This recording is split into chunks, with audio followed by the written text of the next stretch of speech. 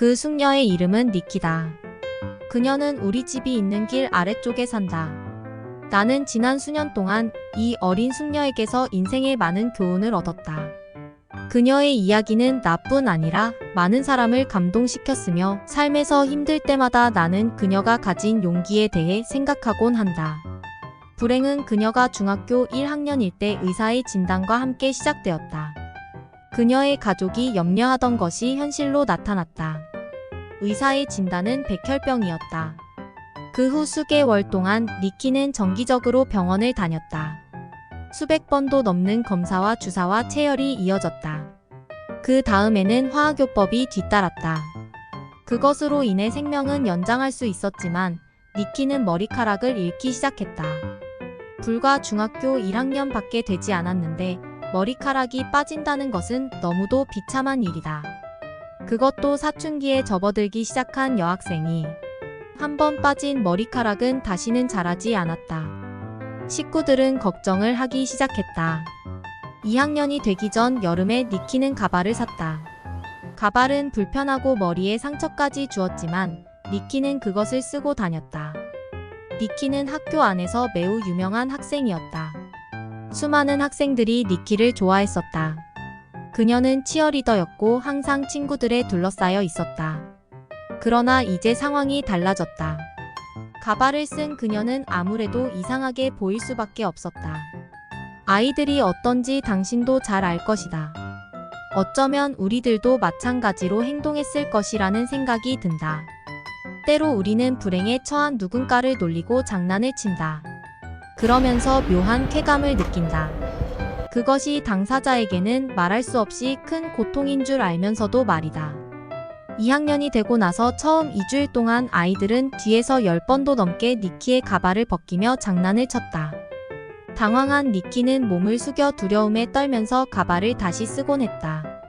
그리고는 눈물을 닦으며 교실로 들어갔다. 아무도 그녀의 편이 되어주지 않는 이유를 니키는 알 수가 없었다. 이런 상황이 보름 동안 고통스럽게 계속되었다. 마침내 니키는 더 이상 참을 수 없다고 부모에게 말했다. 부모는 니키에게 말했다. 학교에 가기 싫으면 집에 있거라. 생각해보라. 중학교 2학년인 당신의 딸이 지금 백혈병으로 죽어가고 있다면 3학년으로 진급하는 것이 무슨 의미가 있겠는가? 그 아이에게 조금이라도 행복과 마음의 평화를 주는 것이 오히려 중요한 일이다. 니키는 어느 날 나에게 말했다. 머리가 빠지는 것은 아무것도 아니에요. 그건 참을 수 있어요. 그녀는 심지어 인생이 끝나는 것까지도 자신에게는 중요한 게 아니라고 했다. 그것 역시 난 참을 수 있어요. 하지만 친구를 잃는 것이 어떤 건지 아세요? 내가 복도를 걸어가면 마치 모세가 바다를 가르듯이 아이들이 양쪽으로 갈라진다고 상상해 보세요. 내가 다가오고 있다는 그 사실 때문에 말이에요. 또 모두가 좋아하는 피자가 나오는 날 학교 식당으로 들어가면 나 때문에 아이들은 반쯤 먹다 말고 자리를 뜨죠. 그들은 더 이상 배가 고프지 않다고 말해요. 하지만 사실은 내가 같은 테이블에 앉으니까 달아나는 것뿐이에요. 수학 시간에는 아무도 내 옆자리에 앉으려 하지 않고 내가 쓰는 학교 사물함의 왼쪽 오른쪽 칸은 늘 비어 있어요. 가발을 쓴 이상한 여자애.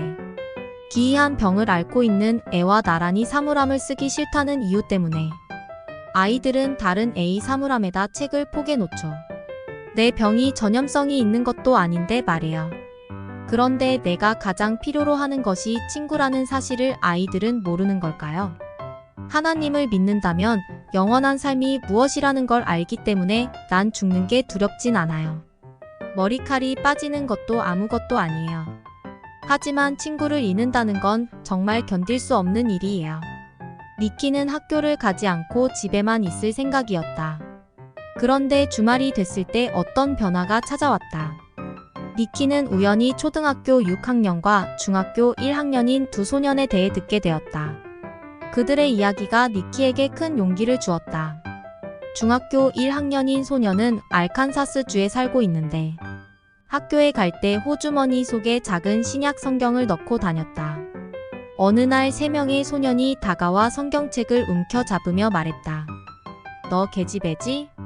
종교는 계집애들이나 관심 갖는 거야. 기도는 계집애들이나 하는 거라고. 다시는 이 성경책을 학교에 갖고 오지 마. 그러자 소녀는 그중 가장 등치가 큰 애에게 성경책을 건네주며 말했다. 너라면 단 하루라도 이 성경책을 들고 학교를 다닐 수 있겠어? 어디 그럴 만한 용기가 있는지 보여줘. 그 결과 소녀는 3명의 친구를 갖게 되었다. 니키에게 용기를 준 그 다음 이야기는 오하이오에 사는 초등학교 6학년의 지미 마스터디노라는 소년이었다.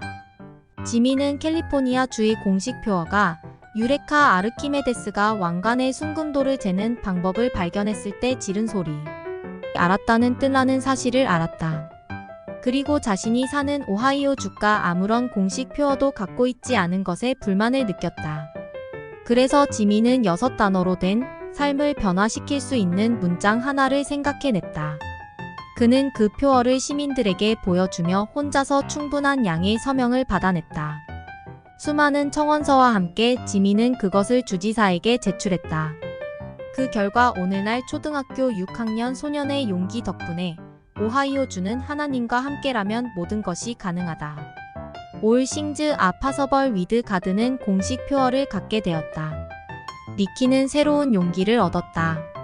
다음 주 월요일 아침 니키는 가발을 머리에 썼다. 그리고 가능한 한 예쁜 옷을 차려 입었다. 그녀는 부모에게 말했다. 난 오늘 학교에 갈 거예요. 학교에 가서 할 일이 있어요. 딸의 머릿속에 무슨 생각이 들어있는지 알 길 없는 부모는 걱정이 되었다. 더 나쁜 상황이 일어나지 않을까 두렵기도 했다. 하지만 부모는 아무 말 없이 니키를 학교까지 태워다 주었다. 지난 몇 주일 동안 니키는 차에서 내릴 때마다 엄마와 아빠를 껴안고 키스를 하곤 했었다. 그것은 다른 아이들이 보기에는 흔치 않은 행동이었다. 아이들이 놀려댔지만 니키는 그런 행동을 멈추지 않았었다. 하지만 오늘은 달랐다. 니키는 전과 마찬가지로 부모를 껴안고 키스를 하긴 했지만 차에서 내리자마자 조용히 뒤돌아서서 말했다. 엄마, 아빠. 내가 오늘 무슨 일을 하려는지 알아맞혀 보세요. 니키의 눈에는 눈물이 어려 있었다. 하지만 그 눈물은 기쁨과 생명의 의지에서 나오는 눈물이었다. 그렇다. 앞으로의 일에 대한 두려움이 있었지만 니키에게는 살아야 할 이유가 있었다. 부모가 물었다. 왜 그러니, 얘야? 니키는 말했다. 오늘 난 누가 나의 진정한 친구인지 찾아낼 거예요. 누가 나와 가장 친한 친구인지 알아낼 거예요. 그렇게 말하고 나서 니키는 가발을 벗어 자동차의 뒷좌석에 내려놓았다. 진정한 친구라면 나를 있는 그대로 받아들여 줄 거예요. 그렇지 않으면 나를 받아들이는 게 아니거든요. 나에겐 시간이 얼마 없어요. 죽기 전에 누가 나의 진정한 친구인지 알아야만 해요. 니키는 학교를 향해 걸어갔다. 2걸음을 걸어간 뒤 니키는 다시 부모를 뒤돌아보며 말했다. 저를 위해 기도해주세요. 부모는 말했다. 물론 하고 말고. 니키는 600명의 학생들 속으로 당당하게 걸어 들어갔다. 니키의 아버지가 뒤에서 말했다. 저 애가 바로 진짜 내 딸이야. 그날 기적이 일어났다. 니키가 운동장을 지나 교실로 들어가는 동안 아무도 니키를 못살게 굴지 않았다. 단 한 명도 진정한 용기를 가진 이 소녀를 놀릴 수가 없었다. 니키는 수많은 사람들에게 자기 자신이 되어야 한다는 단순한 진리를 가르쳤다.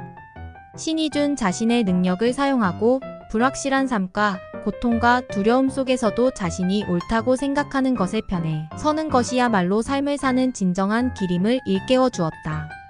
그 후 니키는 고등학교를 졸업했다. 그리고 얼마 후에는 다들 불가능할 것처럼 여겼던 결혼까지 하게 되었다. 니키는 지금 자랑스런 딸아이의 엄마이며 그 아이의 이름은 내 막내딸의 이름과 같은 에밀리다. 삶에서 불가능하게 생각되는 것이 내 앞에 닥쳐올 때마다 나는 니키를 생각하고 다시금 용기를 얻는다.